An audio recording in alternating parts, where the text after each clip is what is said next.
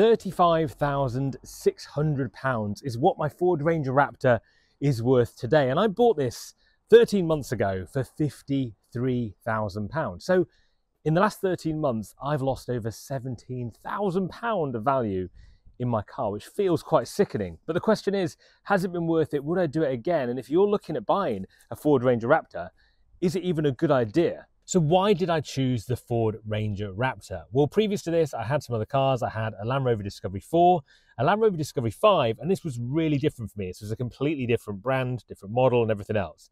And just before I made this decision, I knew that I wanted a pickup truck. And the reason is I had a pickup truck for a very short amount of time. When my Discovery 5 was in the garage, I ended up with a Toyota Hilux for a while. Really enjoyed having a pickup because it suited what I wanted to do.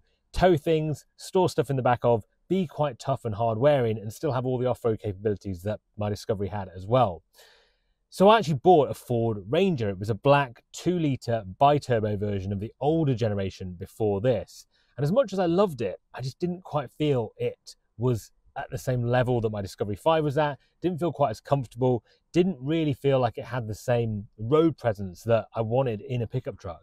And so I test drove one of these, which is the Ford Ranger Raptor, the newer shape, and I actually test drove the 3-litre twin-turbo petrol engine version, which is the one I ended up buying. That's what this has in it too. And I absolutely love this vehicle for that. The engine in this is amazing. For a vehicle that's this big and weighs so much, it moves very fast, and it is a really good, fun car to live with. So for me, I wanted a combination of things. It was going to be a family car, something I could haul stuff around in, something I could tow with, but also something that was fun to drive and fun to live with.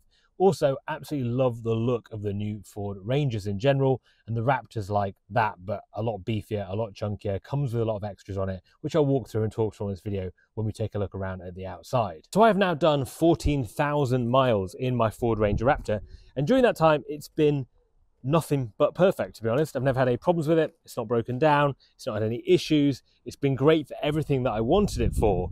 And so for me, it's been brilliant. It has lost a lot of money. It does have some downsides.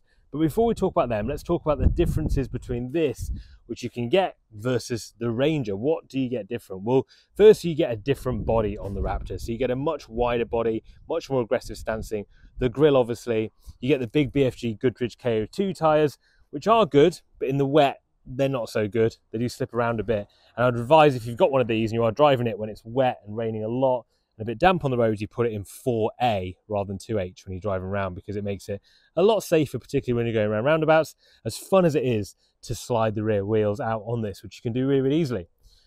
One of the best things for me is having this boot space, which is completely dry. This stays dry, whether it's raining, snowing, everything else. I've had it in every condition, and it's never ever leaked once. And it's really, really cool because it's actually, there's an electric button just there, and it closes on an electric button on the keys, or with that button just there. And this is 100% waterproof, which is one of the biggest questions I see people asking about these pickups, is what is that load bay carry area like? Does it stay waterproof? I know on my old Ford Ranger, it certainly didn't, but on this, it does. The other cool thing about my Ford Ranger Raptor is the fact that it has a 2-inch hitch receiver in the back. So on this, so you'll mind I've put this little cover on at the moment just to stop it getting rusty, but you can put whatever you want in there really to tow. You can put a motorbike carrier on there. You can obviously put a tow bar on there and tow. Up to 2.5 tons is the sort of regulated weight that you can tow on this. The reason it's 2.5 tons and not 3.5 like the other Ford Rangers is the fact that this has Fox suspension all around. And although obviously it can tow, it's a 3-litre petrol engine you've got in this. They're not advised because it drops the back down a little bit when you do that. And it pulls like nothing ever I've towed with before, to be honest. You barely feel you've got anything on the back when you're driving this thing with anything loaded up on it.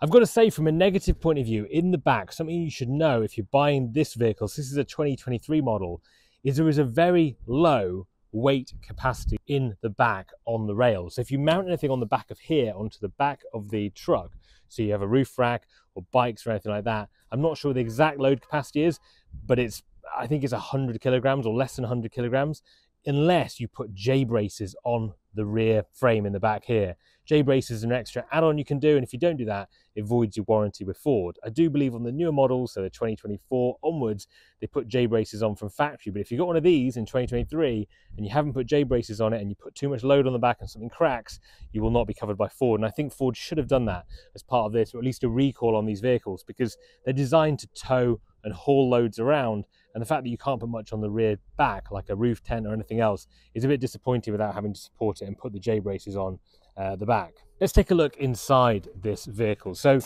inside, what I like about the Ford Ranger Raptor is it's tough. Like, although it is comfortable and looks good and actually works very, very well, it's also very tough. So all the materials used are quite tough wearing, and you don't mind getting this a bit battered inside. And certainly with two kids, it gets its fair share of battering. It rubs up really nicely, cleans up well. And what I've done in here as well is put these rubber floor mats in. I just got them off Amazon, Spider, and underneath keeps it very nice and new. And these are like tray liners. So if you're doing water sports, you're towing a boat, you're in whatever you might be doing, if you get in with wet feet, for example, you don't cause any damage to your car. So for me, that was an absolute no-brainer in this truck to have that.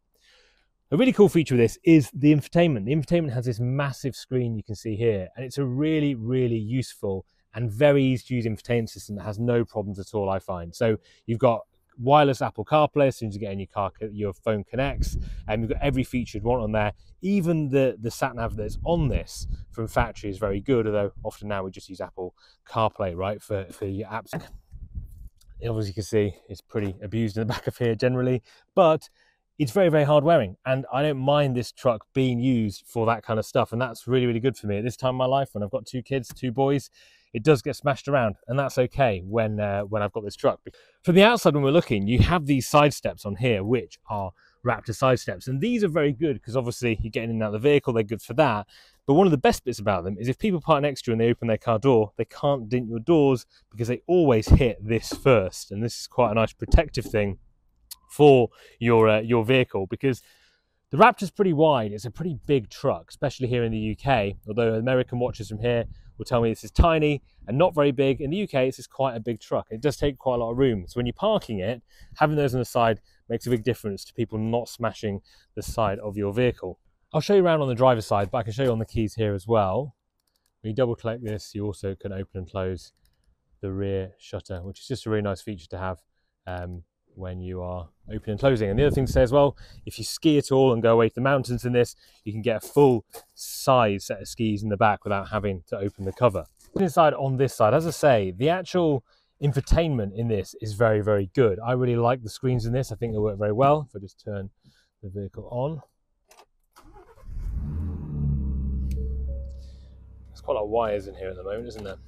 If you're on here, we can have obviously your phone set up. You've got your trailer set up so you can tow as well. So you've got all your tow settings, your anti-sway controls and everything else that you might want to have on there too. Full digital displays here. And on here as well, you've also got all of our settings. So many people ask about economy on these. So mine's running 23.5 miles per gallon at the moment, which is significantly better than it usually does. I would average probably around the 20 mark for most driving you want to do in this. You can probably hear the exhaust there as well.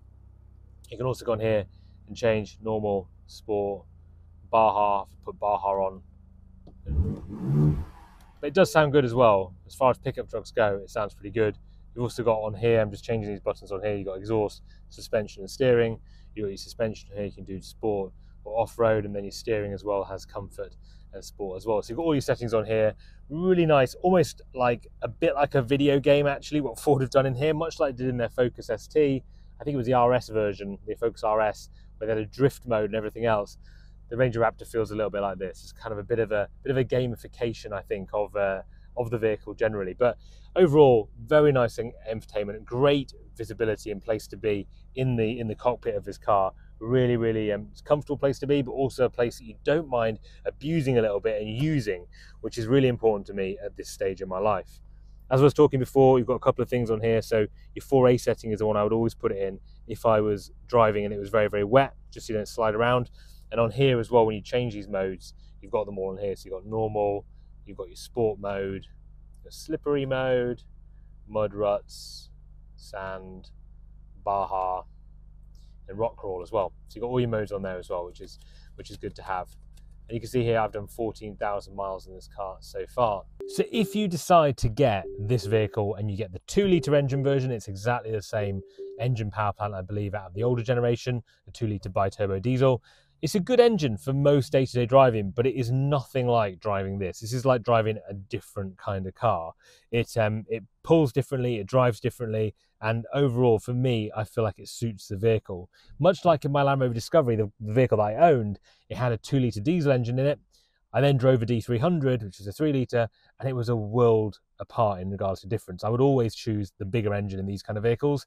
I've done my time with the smaller engines, and they just don't suit the vehicle very well. And maybe I'm wrong, maybe I'm right, but I think some of the reason that I had so many problems with my 2-litre Discovery is when I was towing weight with it, doing a lot of hard work with it, actually it probably ended up putting too much stress and strain on that engine when it should have really had a bigger engine in the first place so it could power it properly. This is the petrol 3-litre. There is also a diesel 3-litre, which initially when I bought this, it was really hard to get hold of because they were saving them all for the MSRT version, the kind of fast and furious race truck version of the Ford Ranger that personally I don't like as much as the Raptor. It's more of a street race version rather than an off-road version. I think aesthetically and from a looks point of view, I prefer the Raptor myself.